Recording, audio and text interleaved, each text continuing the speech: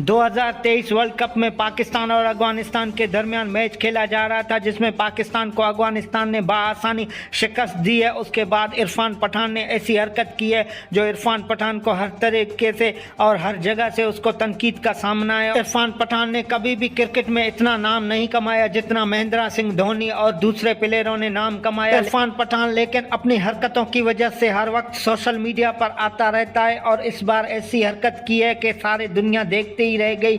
जब अफगानिस्तान ने पाकिस्तान को शिकस्त दी है तो राशिद खान के साथ भंगड़ा डालने लगा है, भंगड़ा करने लगा है। लेकिन इरफान पठान को इतना ही भंगड़े का शौक है तो इरफान पठान को चाहिए कि भारत में डांस के शो बहुत हो रहे हैं, वहां पर जाकर हिस्सा ले इरफान पठान और वहीं पर डांस करे। विक्रम गुप्ता ने कहा है कि इरफान पठान को ऐसी हरकत करना नहीं चाहिए था क्योंकि ये आईसीसी का टूर्नामेंट हो रहा है और आईसीसी ने ऐसे हरकतों से पाबंदी लगा दी है, लेकिन उसके बावजूद इरफान पठान ऐसी हरकतों से बाज नहीं आ रहा है। दोस्तों, क्या ख्याल है? इरफान पठान खुद नफरत फैला रहा है या कोई और फैला रहा है? इरफान पठान का कहना है कि हमने कभी भी नफरत की न बात की है न नफरत फैलाते हैं, लेकिन इस हरकत से तो पता चलता है कि इरफान पठान जैसे प्लेयर हैं वही नफरत फैलाते हैं और वही नफरत की इंतहा कर लेते हैं। आईसीसी को चाहिए कि इस बात का नोटिस लें, इरफान पठान के ऊपर कार्रवाई किया जाए और इरफान पठान को कमेटी से भी हटा दिया जाए क्योंकि इरफान पठान ने हरकत ये ऐसी की है